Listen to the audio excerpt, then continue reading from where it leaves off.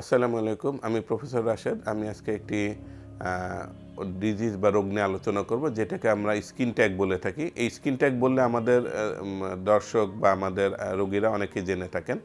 Skin ট্যাগের মধ্যে একটি অন্য একটা মেডিকেল টার্ম আছে, যেটাকে অনেকে বলে অ্যাক্রোকর্ডন। তো স্কিন ট্যাগকে আমরা রোগীকে বোঝানোর জন্য আমরা সচরাচর বাংলাতে বলতে থাকি যে আপনার এটা আঁচিল হয়েছে, তবে এই আঁচিলটা ছোঁয়াচে না।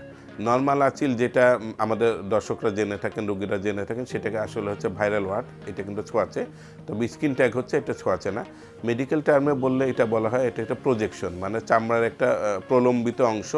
সেটা কোথায় হতে পারে? সাধারণত ঝুলে থাকে এবং প্রজেক্টাইল হতে পারে। তো এটা কোথায় কোথায় হতে পারে? এটা সাধারণত কমন সাইট নেক, ঘাড়ের বিভিন্ন অংশে, ডান দিকে, বাম দিকে, নেপ অফ দ্য নেকে, চুলের নিচের দিকে, এরকম ঘাড়ের অংশটাতে মেইন হতে পারে। এছাড়া এটা সাধারণত দেখা যায় এক্সিলাতে, বগলে হতে পারে, প্রাইভেট পার্টে হতে পারে, থাইয়ের দুই পাশে হতে পারে, বাটকে হতে পারে, এবং এমনকি দেখা যায় অনেক সময় কারোর ব্রেস্টের আন্ডার দ্য ব্রেস্টে হতে পারে। এমনকি এছাড়া মানে ট্রাঙ্কে বা বিভিন্ন জায়গায় বা আর্মসে হতে পারে। কারো কারো ক্ষেত্রে ফেসের ক্ষেত্রে হতে পারে। তো এটার সঙ্গে একটা সবথেকে প্রধান যে কারণ, সেই কারণটা হচ্ছে জেনেটিক ব্যাপার।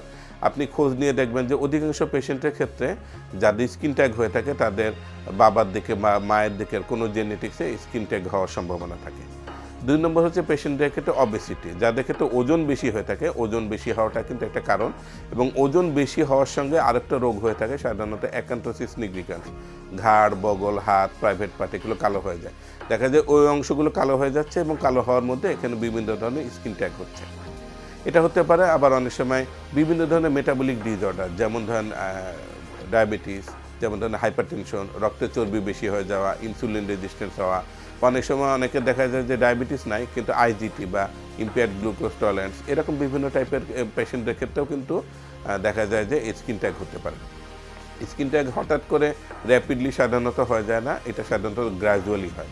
গ্র্যাজুয়ালি হয়, দেখা যায় যে একটা স্কিন ট্যাগ আস্তে আস্তে ছোটো সাইজ ছিল, এটা আস্তে আস্তে বড় হতে যায়, একটা জায়গায় পর্যায়ে এসে যায় একবার প্রজেক্টাইল হয়ে গেছে। তারপর দেখা যায় যে একটা থেকে অনেকগুলো সংখ্যা আস্তে আস্তে বাড়তে থাকে। কিন্তু এটা প্রথমে যেটা বললাম যে খুব র্যাপিডলি হয় না, এটা স্লোলি দেখা যায় কয়েক মাস বা বছরের মধ্যে ওই সংশ্লিষ্ট ব্যক্তির বিভিন্ন জায়গায় হতে পারে। এখন এই রোগটাকে আমরা চিকিৎসা করার প্রয়োজন কিনা ইমিডিয়েটলি, বা সেটা তো এটা চিকিৎসা করা প্রয়োজন। অনেক ক্ষেত্রে আমরা এটা বলে থাকি এটা কসমেটিক প্রবলেম, এটা চিকিৎসা না করলেও চলে। কেননা যেহেতু এটা ছোঁয়াচে না, বা এটা বংশবৃদ্ধি করে না, বা এটা থেকে ফার্দার কোনো ক্ষতি, ক্যান্সার, আলসার বা অন্য কোনো কমপ্লিকেশনের দিকে যায় না, তো এটা চিকিৎসা না করলেও চলতে পারে। কিন্তু পেশেন্টরা আমাদের কাছে দুইটা পারপাসে চিকিৎসা করতে আসেন। প্রধানত চিকিৎসাটা হচ্ছে এইটা কসমেটিক প্রবলেম। দেখা যাচ্ছে যে ঘাড়ের পাশে বা এক্সিলাতে বা মুখে যেসব জায়গায় যদি স্কিন ট্যাগ হয়ে থাকে, এটা আসলে সচরাচর আমাদের ইউজুয়াল ফেনোমেনা না। তো এটা যখন হয়ে থাকে, তখন এটা মানে এক্সপোজ পার্টে হয়ে থাকলে এটা দেখতে খারাপ লাগে। এইটার জন্য ওনার কসমেটিক প্রবলেমের জন্য চিকিৎসা করতে আসেন। ২ নম্বর, যেমন অ্যাপোজ পার্টে, এক্সিলা বা বগলে বা প্রাইভেট পার্টে যখন এটা থাকে, তখন এটা চলাফেরা বা হাত পা নড়ানোর সময় রাবিংগা ঘষা লাগে। ঘষা লাগার কারণে এক ধরনের ইরিটেশন হয়, কারো কারো ওই জায়গাতে ইনফেকশন হয়, এবং কারো কারো দেখা যায় ওই জায়গায় ছিলে যায়, চুলকায়, ব্যথা করে, বিভিন্ন ধরনের কমপ্লিকেশন হয়। যখন এই জিনিসটা থাকবেই না, তখন আর এই ধরনের কমপ্লিকেশন হবে না। এই পারপাসেও কিন্তু আমাদের পেশেন্টরা চিকিৎসা করতে আসেন। তো চিকিৎসা করার ক্ষেত্রে চিকিৎসা পদ্ধতিটা কী? চিকিৎসা পদ্ধতি হচ্ছে সাধারণত কিছু আমরা বলে থাকি লাগানো ওষুধ, যদিও এটা আসলে খুব একটা পপুলার না বা কাজও তেমন বেশি করে না। তারপর পেশেন্টরা যদি অনেক সময় চিকিৎসার জন্য প্রাথমিক পর্যায়ে চান, তো প্রাথমিক পর্যায়ে চিকিৎসার মধ্যে যেটা বলা হয় সেটা হলো টি ট্রি অয়েল এবং অ্যাপেল সিডার ভিনেগার। এই দুইটা চিকিৎসা দিয়ে অনেক সময় দেখা যায় কি কোনো আঁচিল দূর করা যায়। কিন্তু এরকম টপিক্যাল জিনিস বা লাগানো জিনিসের সবথেকে সাইড ইফেক্ট হচ্ছে, আপনি ব্যবহার করলেন ঠিকই, এখন দেখা যাবে যে আশেপাশের জায়গায় ক্ষত, আলসার, ইনফেকশন হয়ে গেছে। তখন আবার এইটার জন্য আপনার ডাক্তার সাহেবকে দেখাইতে হবে, অ্যান্টিবায়োটিক বা বিভিন্ন জিনিস খেতে হবে। তবে এটার জন্য বেস্ট চিকিৎসা যেটা হচ্ছে প্রসিডিউরাল চিকিৎসা, বিভিন্ন ধরনের লেজার করা, সার্জারি করা।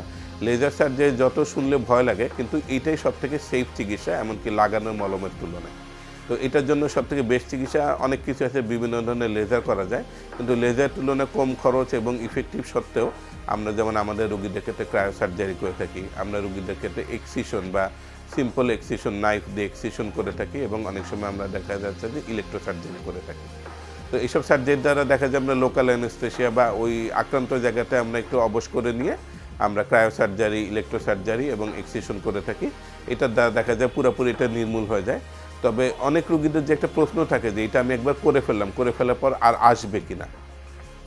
আসাটার ক্ষেত্রে কিন্তু আপনার এই কোনো সার্জারি, কোনো ডাক্তার এটা আপনাকে এটা হলো কনফার্মেশন বা এরকম গ্যারান্টি দিতে পারবে না। কারণ আমি প্রথমে যে কারণগুলো বললাম, ওয়েট বেড়ে যাওয়া, বিভিন্ন মেটাবলিক ডিসঅর্ডার, এটা যদি আপনি মেনটেন না করেন তাহলে আপনি দেখা যাবে যে এই রোগটা বা এই আঁচিলটা আবার হতে পারে। কিন্তু এই আঁচিল দূর করার বেস্ট এবং সবথেকে সেফ পদ্ধতি হচ্ছে বিভিন্ন প্রসিডিউরাল, যেমন লেজার, ইলেকট্রোসার্জারি বা এরকম মেনটেন করা। তো আঁচিলের ক্ষেত্রে এটাতে আপনি অযথা ভয় পাবেন না, এটা ছোঁয়াচে রোগ না।